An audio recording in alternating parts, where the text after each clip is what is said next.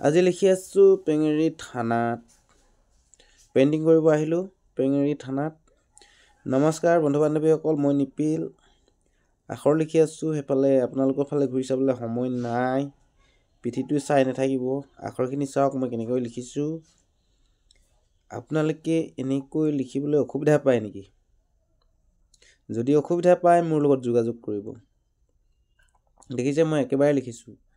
ইয়াত অকল মেজাৰমেণ্ট কৰি লৈছো চক পেঞ্চিলে, বাকী সকলো একেবাৰে লিখিছো। আপোনালোকেও পাৰিব চেষ্টা কৰিলে। তো চাই লওক কেনেদৰে লিখিছো, চাই থাকক, ভিডিঅ'টো শেষলৈকে চাই থাকক। আপোনালোকে চাই থাকিলে এটা লাইক দিলে, যোগাত্মক এটা মন্তব্য দিলে আমি উৎসাহিত হ'ম, খুবেই ভাল লাগিব।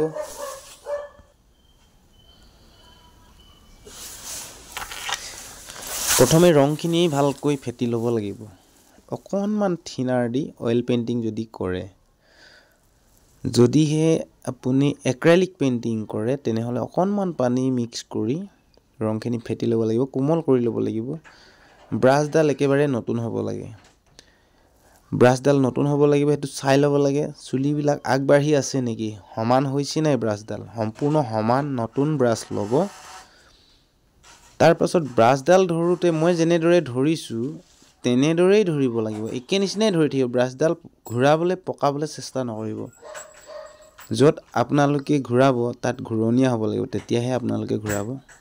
যেনে বল আকৃতিৰ এটা একে পাকত ঘূৰাব লাগে সৰুকৈ, তেনেহ'লে আপোনালোকে ব্ৰাছটো ঘূৰাব লাগিব, অন্যথা আপোনালোকে ব্ৰাছডাল ঘূৰাব নোৱাৰিব। ব্ৰাছডাল ঘূৰোৱাটো নিষিদ্ধ। হাতখন ঘূৰিব লাগিব, বাহুৰ পৰা ঘূৰিব লাগে হাতখন। আপোনালোকৰ হাতখন যদি কিলাকুটিৰ পৰা ঘূৰিছে তেনেহ'লে আখৰ বা যিকোনো পেইণ্টিং বনাবলৈ বহুত অসুবিধা। হাতখন ঘূৰিবৰ কাৰণে হ'লে প্ৰথমে আপোনাৰ বাহুত ঘূৰিব লাগিব, আঙুলিত ঘূৰিলেও নহ'ব। ব্ৰাছডাল মই যেনেদৰে ধৰিছোঁ তেনেদৰেই আছে, কিন্তু মোৰ হাতখন ঘূৰিছে বাহুৰ পৰা, আখৰটো যেনেদৰে আছে তেনেদৰে গৈছে।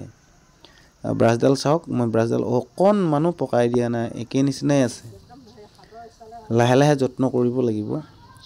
এদিন দুদিন এমাহ দুমাহ কৰি যেতিয়া বছৰ হিচাপে আপোনালোকে প্ৰেক্টিচ কৰিব, নিশ্চিতভাৱে আপোনালোকৰ হাতখনো এনেদৰে লিখিব পৰা সক্ষম হ'বগৈ। এই দেখিছে মই ওৱান ষ্ট্ৰক পেইণ্টিং কৰিছোঁ, একেবাৰে কম্পিউটাৰ প্ৰিণ্ট আখৰবিলাক আহিছে। ক'ত সৰু হ'ব লাগে, ক'ত ডাঙৰ হ'ব লাগে, ক'ত ঠেক ক'ত বহল হ'ব লাগে, নিজেই বনি গৈছে। ইয়াৰ কাৰণটো কি জানেনে? ইয়াৰ কাৰণটো হৈ গ'ল ব্ৰাছডাল ধৰাৰ ষ্টাইল আৰু আপোনাৰ হাতখন বাহুত ঘূৰিছে নে কিলাকুটিত ঘূৰিছে, নে হাতৰ এই সৰু গাঁঠিত ঘূৰিছে, নে আঙুলিত ঘূৰিছে, তাৰ ওপৰত ডিপেণ্ড কৰিব।